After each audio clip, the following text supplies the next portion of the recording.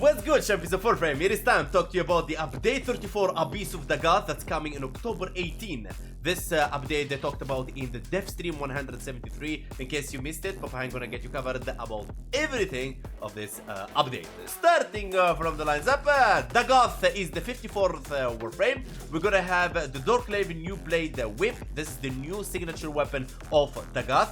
And Dagath alt helm and Keitha cosmetics. Everything we're gonna see it down in the update lines. Dagath hello dojo room, new dojo room. Void shell skins for Protea and Mirage and Nidus. Yes, Nidus getting a void shell skin. Knights of Neberus returns if you want to get the ephemer of the bat and so on and so on. And Exodia Contagion, of course, to collect a lot and sell them. Takes a while to sell anyway. Glyphs, Gammacore dot skin, new Sindana and Sentient accessories, Neberus Lotus skin, and quality of life changes and reworks. Grendel Prime coming and finally and more. Alright, starting with Dagath, introducing during 20con 23, Dagath strides a new view to curse thee. Never underestimate the power of wrath and blah blah blah blah. Alright, let's get to going with the passive of Dagath. Oh yes, her passive. We have a name for it, which Abundant Abyss. Abundant Abyss. Yeah. So the passive is essentially when you get energy or health drops, there's a chance that they'll be 200% more effective. So you're kind of increasing the yield of what the enemies are leaving behind, be it their energy or their life essence in a health orb. So those pickups will have a chance to just be much stronger. So similar if you're using things like Arcane, I think it's Arcane Pulse or Arcane Energize, you'll be able to Arcane Energize. get us just a stronger payoff from energy and health orbs. And there is no cooldown on it once it triggers, I think. Okay, so Dagath feeds from the soul of deceased. She has a low chance to make energy or health orbs she picks up to 3 times as effective. This works as Arcane Energize to replenish your energy. That's her passive. Now moving to the first ability. Let's hear what the said. Dagath, her first ability is Word Sights. This is a radial from you. You're getting these kind of spectral sides that will target enemies.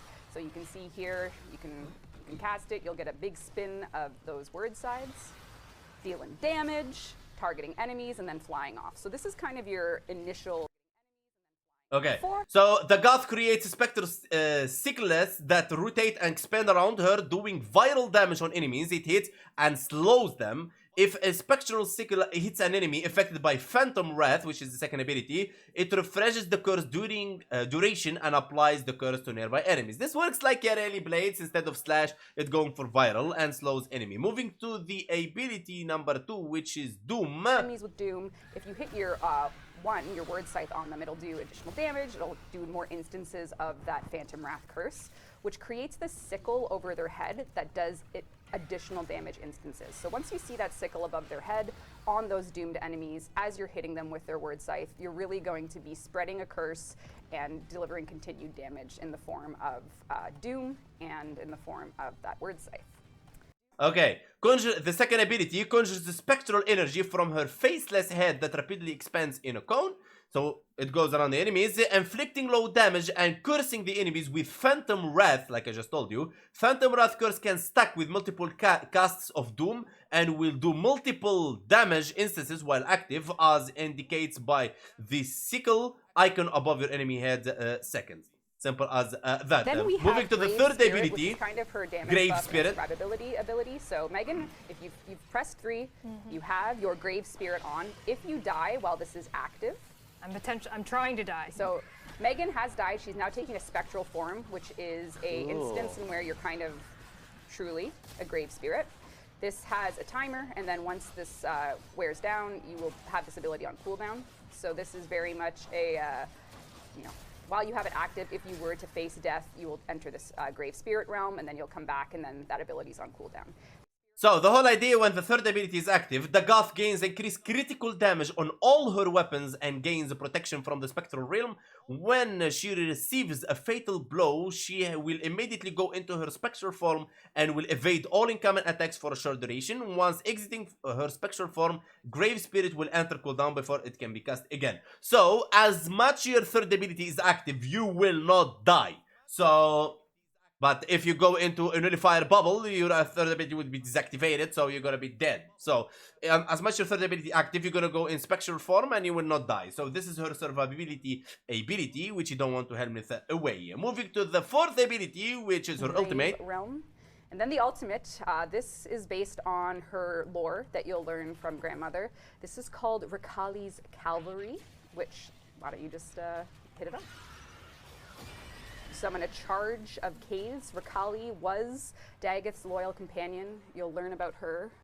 Okay, so the fourth ability summons 5 spectral holes that travel forward at a high pace and ram on the enemies, inflicting massive viral damage. If Phantom Wrath is active, horses strip the target defense on each damage instant. Now, the stripping of armor is very good. The casting of viral is very good, but the horses are going in a straight line, which we very know that is not good in Warframe, as I expected this Phantom Wrath horses will be running around, attacking, doing whatever, but they're just running in straight line. We will see that straight line is affected by range or not. They can be in circle or they run in many directions. We'll see when the final Warframe release, but for now, I don't like it even if it strips armor, because there is many ways we can strip armor way better than this, and inflicting viral way better than this. I would prefer putting Nourish there, or using Terrify to armor strip or any other thing, instead of using this, which locks me to hit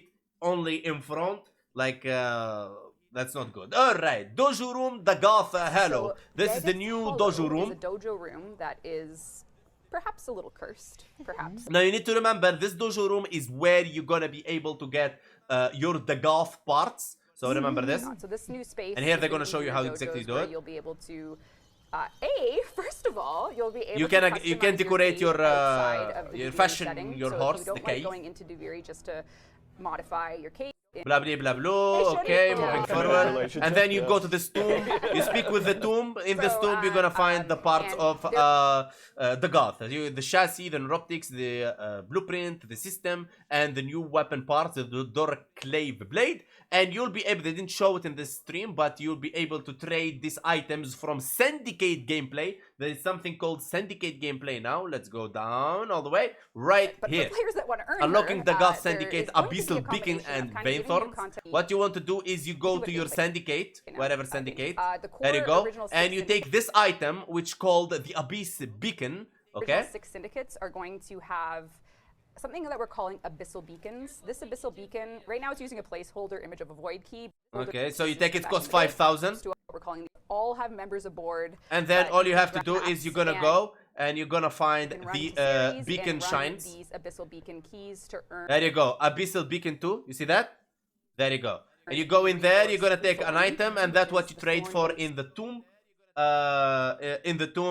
To get the Dagath parts. The 6 core syndicates after Abyss beacons for purchase. These act key for special missions that players acquires to the new Dagath resource Vainthorns. Vainthorns is the item that you're gonna trade in the dojo room.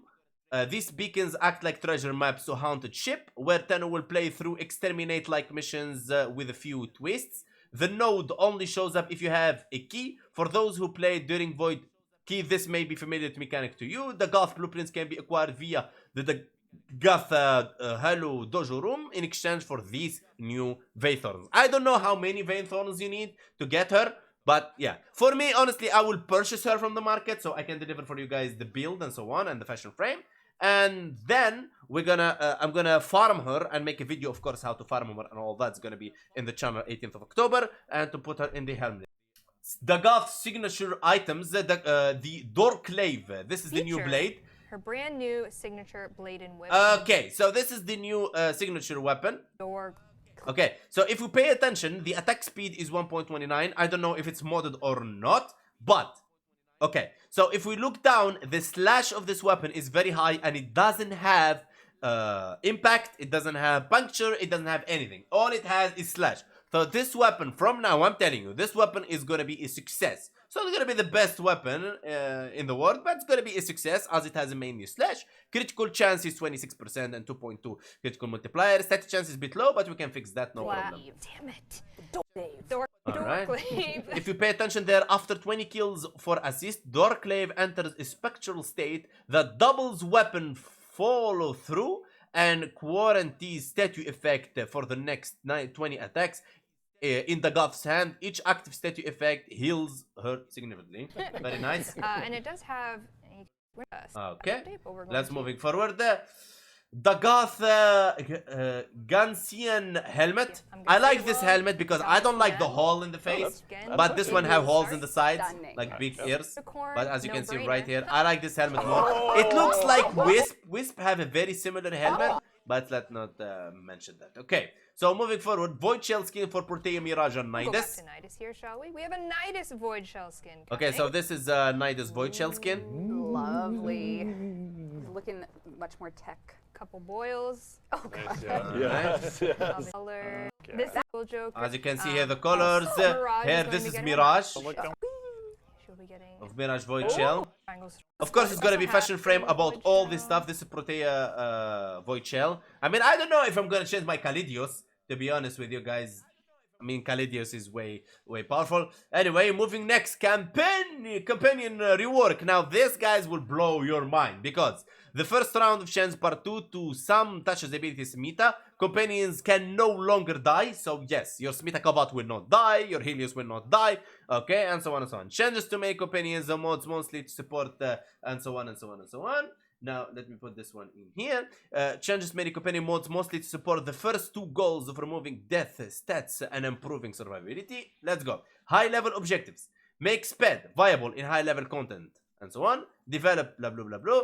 Change up existing mods better and so on and so on and so on. Now, what you need to know that the pet's gonna have extra HP to save detailed dev workshop, but here is an overview of how we're approaching our objective. So before with max mods at 54% health, 33, as you can see right here. Okay, let's see what talk about Yeah, new there we companion go. mods. These new companion so- mods are blowing my mind, but when I was surprised in the dev stream, they say the percent and the numbers inside the mods are not final. Yeah, those are some Okay. examples. There's seen of these. As you can see, the first one called Duplex Bond. Companion will clone itself each time you expend 100 energy. Clones live 30 seconds and their kills have 50% chance of dropping energy orb. This is insane. Insane. Like how many times the pet clone itself, how many times it's crazy. But we'll see what the final mod how it's gonna look like. But it's gonna be nerfed if they release like that. Tenacious Bond. The headshot kills reduce companion's recovery timer by 3 seconds. If the companion's critical chance is over 50%, then you gain 60% critical damage. Shows just you know that the pets now and the companions, they will not die. They will go like Smita, not Smita, like the Panzer Wupperfiler. Let's say 30 seconds, 20 seconds, and they come back to life. So every pet in the game, every companion in the game is going to become Panzer Wupperfiler. Technically, so Panzer Wupperfiler special perk is no longer anymore. So everyone now going to be using Smita Kavat and Helios or whatever or Wyrm or whatever pet that you like. But 90% of players are going to be using Smita Kavat. Reinforced Bond. If the companion exceeds 1200 max shield or over shield, then your fire rate is increased 60%. Reloading restores 150 over shields to your companion. This is insane for some high fire rate weapons. Alright. Okay. Aerial Bond. Airborne kills decrease companion recovery timer by 3 seconds and 9 seconds for headshot kills. Companion gain 49% movement and attack speed when Warframe is airborne, lasting for 3 seconds after returning to the ground. I mean, this is obvious. This is going for Zephyr. Zephyr boosting the thing and so much more. There is much more. Hydroid rework, boys. Hydroid got reworked. And a new passive. Changing impact to damage to corrosive damage and statue. Removing charge mechanics. Tempest Barrage deals corrosive and stagger enemies. Tidal Surge can be steered, applies corrosive status and erase Hydroid's negative statue effects. Undertow replaces with Plunder, applies corrosive and strips armor, increases Hydroid's armor and weapon damage. Let's check this out. The new passive. We're gonna kind of tell you what changed. So the passive used to be you did the slam dunk into the ground and then a tentacle came out. It wasn't very useful because generally if you pinpointed a hit directly with the slam, you probably killed the unit or you knocked it away. So it wasn't exactly a very beloved passive. So we changed it and we went for the theme of the corrosive waters of The Neptune. briny salt. Okay, so when Hydroid damage an enemy with anything, future corrosive statue effect can be applied with the first instance corrosive statue, remove 50% of their armor, and scaling from that up until 100% armor reduction at max stacks. When Hydroid damage an enemy with anything, now that's anything, alright? Now, first ability, Tempest Barrage. The first change we made to this one is it used to be impact damage, which didn't love, so now. So they changed damage type from impact to corrosive. That's the first thing they did. And the Tempest Barrage staggers instead of ragdoll. Ragdoll is when the enemy is like falling in the ground and being pulled and so on. They will move a bit, a little bit, but not a lot. And the corroding barrage augment mode has been renamed to Viral Tempest and will have a chance to apply viral statue effect rather than corrosive. So the first ability casts corrosive, procs corrosive, and the augment mode for the first ability is viral. How deadly this is. This is very deadly. Second ability, it's called the Tidal Surge. Then from his 2, you can see the water thing. The water thing. Yeah, the little water wave. Yeah. Okay, the water thing means when you move in the water and so on like this. Before, I don't know, before he was pushing enemies away or whatever he was doing. Now you're gonna be pulling enemies with you and you're gonna be casting corrosive into them. The third ability, Plunder Armor. This is the new ability. Basically, any enemies in your view, you can plunder their armor. Okay, so this ability is very simple and straightforward. You're gonna cast corrosive always, and you're gonna have any enemies around, you're gonna take their armor, and you're gonna have more corrosive damage. Simple as that. That's the third ability that they replaced the other ability from Hydro. They removed the third ability and they put this one, which is called Plunder Armor. Now moving to the Tentacle. The tentacle, one of the Sword. weird things about it is it used to do magnetic. This one was to do magnetic, now it's gonna be doing So corrosive. now it's corrosive, just to go themed with everything else. So everything called And procs instead of corrosive. flapping the enemies So instead of flapping the enemies around, it's gonna hold them in around, place. which I know a lot of people So the really tentacles dislike are because animation. similar to what I mentioned for 1 and 2, just make So the tentacle are animation moving around, but they're actually holding the enemy in one spot, which is very, very good. Alright, new player experience. Okay, so float mods are gone. The broken mods are gone. All the mods are real and true. Yeah, so I hope they refined as the Endo. The MK weapons are removed from Vor Price. We're removing the float mods from Vor Price, replacing them with normal variants. Already owned float mods will be auto-converted. And MK1 guns earned by Vor's Price are no longer MK1 variant, although the MK1 blueprint are still obtainable from the market. As well, enemy radar is universal 30 meter. This is very good. This one is very good. Because every player in the game, doesn't matter what mods you're using, you're gonna have extra 30-meter enemy radar so you can see everything. Okay, early game inbox and junction adjustment.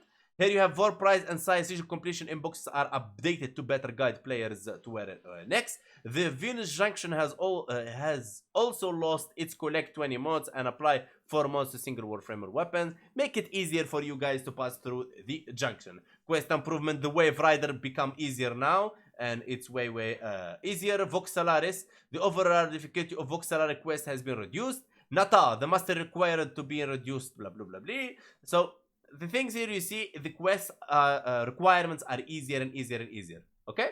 Cirtus Wisp and Necramesh acquisition changes. Cirtus Wisp are no longer disappear. You know when you go in Plains of Eidolon and you're trying to farm the Cirtus Wisps, right? To craft your amp or whatever. You go around them, they fly in the sky and you cannot find them anywhere. They will not do that anymore. Okay? Void Rig crafting cost will only take combustion drift resources.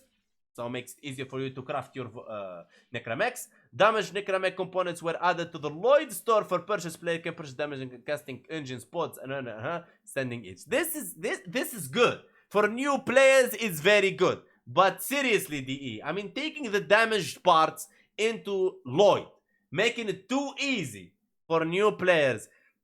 Who will fight those 3 Necramesh mini bosses? So those bosses are waste now.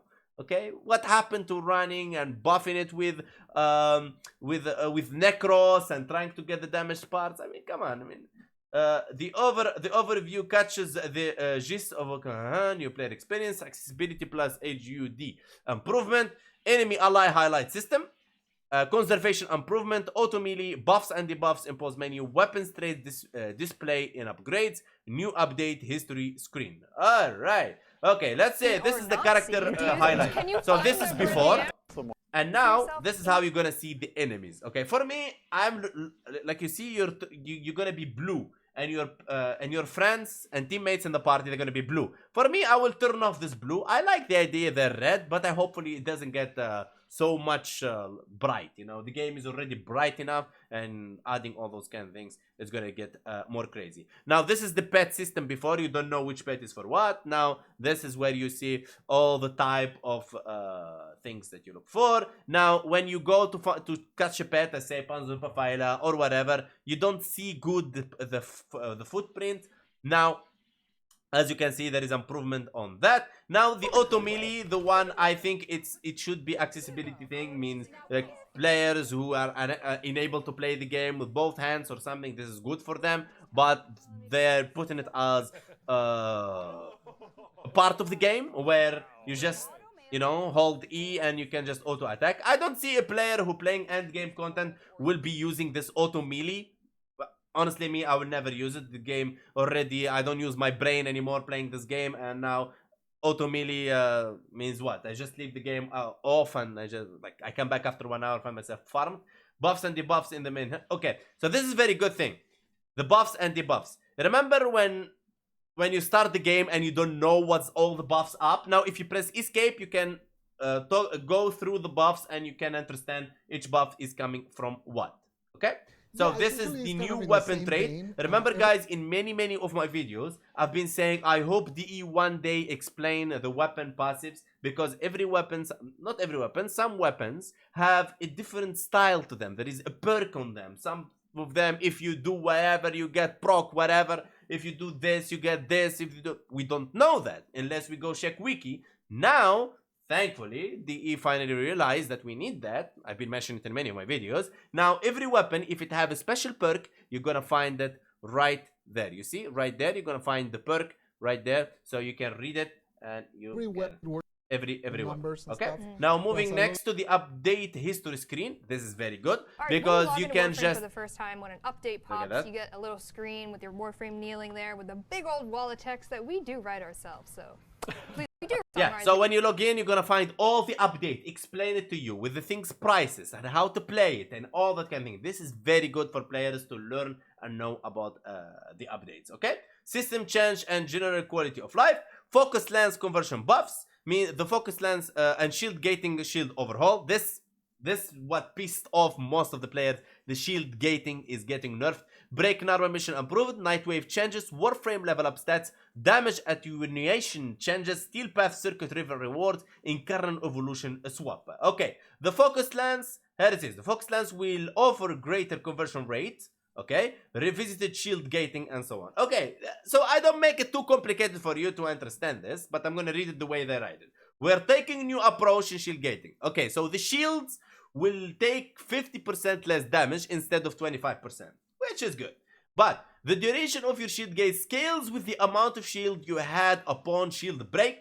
This window could be anywhere from 0.33 seconds minimum duration to 2.5 seconds, capped at 1150 shields. Partially depleted shields do not have separated shield gate duration, will be treated like above scaling. Okay, this is so complicated for you, but I will explain. Let's say before this update, you have 100 shield. Okay, you have 100 shield, you're using your dragon key, you're lowering your shield as much you can. Okay, you have 100 shield. Shield gating, what is it? Shield gating is when you get hit 1 million damage, you will not die. You will lose only your shield, you will become invulnerable for a couple of seconds, and then your shield will be replenished, otherwise you're gonna die. Okay, so shield gating is the first impact you're gonna get, doesn't matter how much damage you take. You're not gonna die. The screen will be like electrified, like this, and you will not die. That means your shield is depleted. Okay, so this is a way players use to survive. What I mean with that is when a veteran player gets high damage and his shield is depleted, he reacts immediately. He reacts immediately, running away, using his operator, doing something to survive. That's what shield gating is. So any damage you take, the shield takes it first before your HP. That's what is it. And you can react enough because there is a small gap of time when you are invulnerable. Means you cannot take any damage, like let's say small time. Okay. Why people lowers their shield so much right now? Okay, so now if you lower your shield, let's say to 100, when your shield is depleted, you're gonna recover it very fast as it comes back to 100. Boom. So let's say you have 100 shield and 1 second invulnerable and 1 second to recover.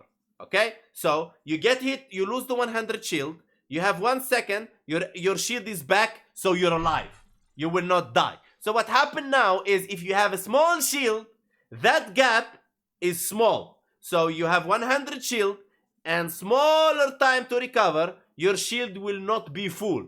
Means if enemy hits you twice, one time gonna take down your shield, second time will kill you. That's exactly what is happening because the time of being invulnerable is smaller. That's what they did. If you have small shield, you will have small invulnerable time. Means before it took you, let's say 1 second to have back your whole shield. Now it will take you more. Okay, so to have back your shield gate, it will take you longer than the shield gate will replenish. So you have to use replenish mods. Honestly, I'm not gonna be using any replenishing mods. So yeah, and if you have now big shield, what's gonna happen is if you lose all your shield, it will take you like 2.5 seconds invulnerable to damage until you recover your whole shield. And of course, even if you have a big shield, you will not recover it all. So in both case scenarios, the small shield scenario or the big shield scenario, at heavy attack, you will die. Okay? So shield gating, bye mi amor. And that's it. Otherwise, you are gonna go to your operator, wait for your shield to replenish all of it, and then go back every time you get shot, which is insane and not right. Okay? So, recapping really quick. Before, it was small shield, fast recovery, shield gating forever. Now, small shield, small recovery, you will not recover, you'll die. Big shield, you will get shot, you will recover, not a lot, not all of it, and you'll die because you're not shield gated. So shield gating now is 1 time only until you recover. So it's really insane. Okay? Now that's the nerf about it. I really hope I explained it a lot. Okay. Now, catalyzing shields. There it is. This is a new mod they're gonna add. It's called 0.20 max shield capacity, 1.33 seconds full shield gate immunity duration. So it gives you more time. But come on, let's be honest. Who is gonna be using this mod over other mods? We're barely squeezing the mods that we want to use to add something like this, like utility or whatever. So yeah. Break normal missions improvement. General Culls ET of life changes. Culls will now have loot radar, which is very good, and enemy radar and so on. Very good. And you can pick up your brother's weapon, the one that's fallen. Okay. Nightwave changes. They're changing the acts and so on. Reduce the grind, expand the way of which players can complete them, permanently weak acts, and so on. Alright. Also, the first time all login pop-up screen will appear, highlight very serious rewards, a brief description, a button visit in the menu. Okay. Rank up stats. Now, this is where the confusion gonna be. Alright. So, they say, which is good, which is right. I mean, mathematically, it's right. 440% health is not right, and it's not what we're getting, but the results is the same. So they're trying to say that they're gonna change the percent of the mods. For me, don't look at it, guys. Just treat it the same way. Just mod yourself the same way. Don't worry about it. It's good. The result is gonna be the same. Now, instead of you're gonna have 440% shield capacity, you're gonna have 100% shield capacity. You're not gonna notice the difference because they boosted the base of the stats in the frame and so on. Okay, damage attenuation. Damage attenuation is mainly on things like, for example, Archons. Damage attenuation is being reworked to allow for a wider range builds, better conform fighter in regards to the Archons. Previously, maximum damage per damage instant was much lower. So with the Abyss of Dagath, we're bumping it up. Also, modifiers will apply before damage attenuation. So one-shot builds will be less effective. So what they try to do here, you know, guys, when we go to the Archons and we one-shot the Archon, all right, with Philarx, high multi-shot heck or so ever, we just one-shot it, right? Because the damage attenuation takes one type and boom, squeezed in. Now what they do is they flip it around. So high fire rate weapons will work better. But we will put it into the test, all right? So that's how we're gonna do it. Okay, our goal are to increase player damage output, makes big hits feel impactful, conquers your overall builds. Alright, swap Incarnate Evolution in Arsenal. This one, I've been begging for this one, trying to get it. Every time I say, please DE, why don't we have our Incarnate Evolution, we can change it in the Arsenal and so on, and finally we have it. So now you can go in your Arsenal and you can switch your Arcane Evolutions, the Incarnate Evolutions without going to Cavalero. I salute you, DE, for this update. This is very good. Okay, Steel Pass Circuit River reward. Let's say you finish all the rewards and everything that you need from the circuit. Now you can choose ribbons to get from the circuit. Grendel Prime. Here is our baby Grendel Prime. Of course, a build and a fashion frame for him is going to be there. And of course, he is coming with his Masseter Prime melee weapon signature and Zilok Prime. So, both of these weapons, going to be built about them in the channel as well. Alright, moving next, cross-save clans. Cross-save updates gonna be, they say 2023 gonna be cross-save. And now we're gonna have a small cross-save, which is gonna be clans. So we can go, like, you can add, let's say you are PC player, you can add console player in your clan. That's what's going to happen. Warframe, whatever. Hail Warframe community. This is the Knights of Neverus. We're going to have 4 new glyphs. Gammacore Dave the skin. This is the new stuff that's happening. And we're going to have Neverus Sindana. This is a very good Sindana. I really like it. And we're going to do a lot of fashion frame about it. Alright. And Sentinel attachment. And here is the Neverus Lotus skin. Warframe, I mean, hopefully, if this skin is 165 platinum, I'm not getting it. If it's from Knights of Neverus with mother tokens, I'm gonna get it. Otherwise, whatever. Other tidbits, Tenokor returns, blah blah blah. Con 50 mods got so 50 mods got description pass, and so on. And yeah, the focus lens they get boosted as well. So that's all about this crazy update. For me, I think everything about this update is good except the shield gating. I don't like the shield gating. Is the worst thing in this update. They shouldn't touch the shield gating because we veterans, we like to use shield gating, and shield gating is one of the best things in the game, forcing us to be high shields. I mean, come on. I think the way it was, lowering the shields, using dragon keys, whatever. Even I don't use dragon key, but I think having low shield helps you replenish fast. The way everything was perfect. Now, playing around with these things is not so good, in my opinion. I think these things should be left the way they are. I think DE have more things to look towards, like push the Warframe 1999 forward. That's something we would love to see. Push us some updates, some animations, some things that we play instead of playing around with things that works perfect. Okay, that's gonna break the game in a way or another. All right. So what's left for me, guys, to say? I want to say thank you so much for watching. Don't forget to sub, comment, and like, and let me know in the comments below what is the best thing about this update and what is the worst thing about this update. Let me know, pros and cons, and see you guys next time.